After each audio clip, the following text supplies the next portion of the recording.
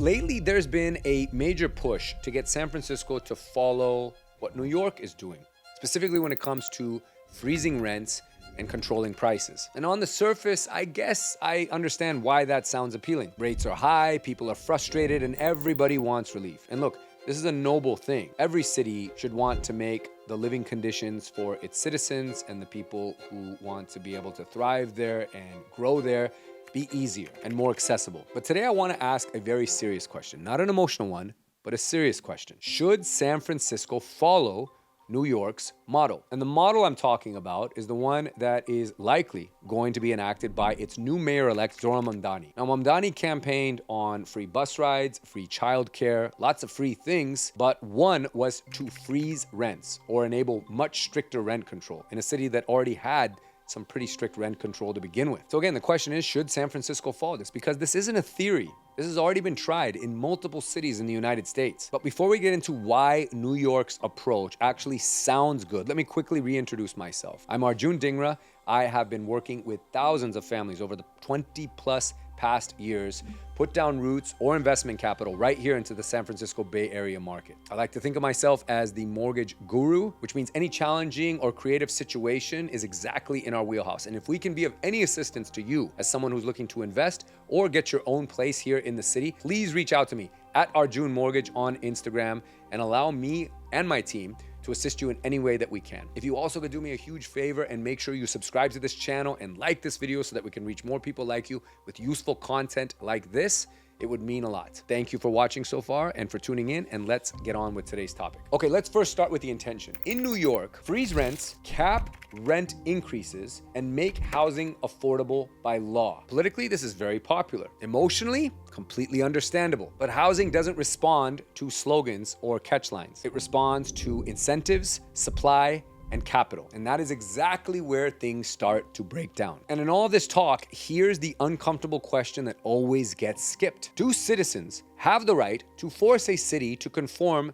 to their budget? Or should prices reflect supply and demand, cost of ownership, risk, scarcity? Because once the government starts to set prices instead of the markets doing it, signals disappear and shortages begin. That's not ideology, that's economics, and it's also history. Now let's look at some cities right here in the United States that have tried aggressive rent control, all with the best of intentions, albeit, but it hasn't actually quite worked out the way that it was intended. Let's first start with our own city, San Francisco. Decades of strict rent control, and what happened? Small landlords converted rentals into condos. You had rental supply actually shrink. New renters paid higher market rents, and a two-tiered system was formed, which was insiders versus everyone else. Now, rent control did help some tenants, but it made the overall markets tighter and much more expensive. Unintended consequence, but the opposite of what it was hoping to do. Now let's look at Los Angeles. Now in LA, they expanded rent stabilizations and eviction restrictions, making it harder for people to actually get kicked out of the properties that they weren't paying their rent on time for. Now what were the results of this? New rental construction slowed. Mom and pop landlords exited because what is the point of owning private property if you have no rights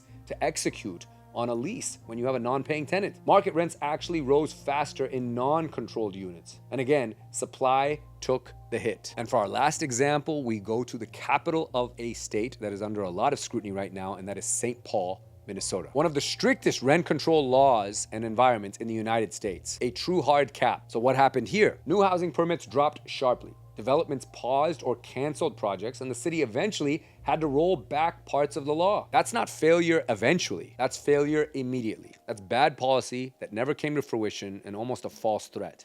So this breaks down trust and faith that the government actually has any real solutions to tackle affordability. Okay, so if rent control didn't seem to work out for these cities, what does it actually do? Why is it actually bad? And this gets ignored a lot in social media clips because it's kind of like arguing against healthcare for all. It's not to say that you don't want people to have health insurance, you just think that there should be other players in that market besides the government, or maybe there's another alternative. And when it comes to arguing against rent control, it becomes the same black or white issue, unfortunately, in the media. You're either for people having some quality of life and being able to afford to live in a major city, or you're some type of demon that thinks that this place is reserved for only the uber wealthy and that everyone else should just leave. But in social media clips, here's what's getting ignored. When it comes to rent control, new construction is actually discouraged, not encouraged. It reduces maintenance and upgrades, so you see properties actually start to degrade over time, and there's no real incentive for those properties to ever be updated. It pushes investors out of the market, and it freezes people in place, so you get less migration. So instead of mobility,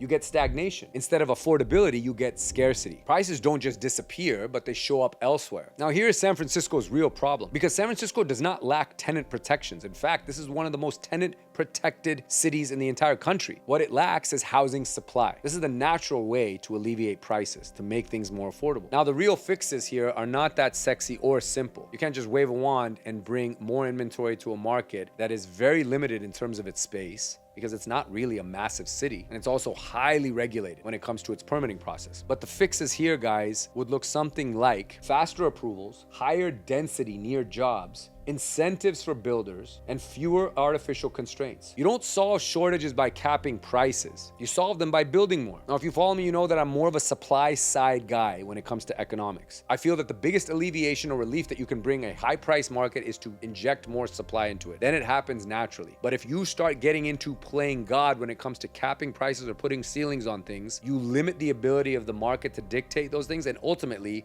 end up coming back to a nightmare. So in closing, guys, do you think that San Francisco should follow New York? If you haven't picked up on the tone here from me personally, I do not. I think this city should remain on the pathway that it is. I think our mayor is doing a fantastic job in cleaning things up, bringing people back to the city, bringing businesses and conventions back, stimulating all kinds of great economic activity, all while making the city safer. And at the end of the day, we should not double down on policies that shrink supply, push capital away, and make long-term affordability worse. History is very clear on this, guys. Markets will adjust. They are efficient. They figure it out in the end. You just have to keep your hands off of them. Price controls eventually freeze and then ultimately break. And if San Francisco wants to be more affordable, it doesn't need more caps, it needs more homes. Now, if you disagree with this, please tell me. Drop a comment here, because I actually want to encourage some really respectful debate on this topic. If you think rent control is a great thing, and it's not what's actually causing prices to be high and for inventory to be so constrained, please drop me a line and let me know what you think. Just please, let's not pretend and be highly aware here that this experiment hasn't already been done. I hope you found this video useful, guys, and we'll continue to monitor the situation and see if Mayor Lurie continues on his own path, or if he breaks to the pressure and actually does follow suit with a little bit or a lot of what the mayor of New York is going to do. Thanks for watching. We'll see you guys on the next video.